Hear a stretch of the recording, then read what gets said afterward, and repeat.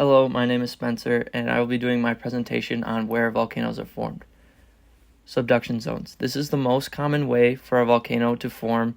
If you look at these maps, you will notice that a large portion of volcanoes fall on subduction zones. The top right-hand map showing active volcano locations, and the bottom left-hand map showing plate boundary location and type.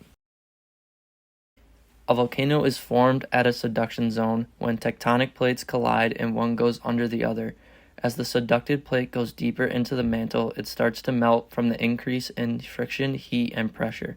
It also releases some volatiles from the subducted plate, such as water, that helps to reduce the melting point of the mantle.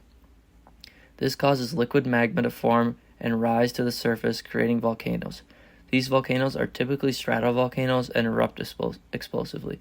This is because magma at subduction zones typically has a higher silica content and consequently is more viscous.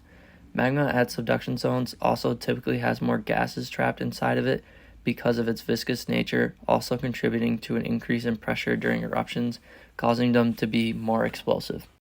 Divergent zones. Another place where volcanoes can form is divergent plate boundaries. Volcanoes form at divergent plate boundaries when two plates move away from each other, allowing magma to rise and fill that space. Divergent boundaries can also cause fissure eruptions where magma does not come out of one pipe or vent, but rather seeps out of the crack in the ground created by the separating plates. The magma at these boundaries is typically basaltic and consequently not very viscous. This allows more gases to escape before an eruption, so there is less pressure and a non-explosive eruption is more likely to occur. Divergent boundaries typically form shield volcanoes. Hotspots. Hotspots are the last location volcanoes can form at. Hotspots are superheated plumes of magma that rise from the mantle and form a volcano or a chain of volcanoes. Volcanoes formed at hotspots are typically shield volcanoes and do not erupt explosively.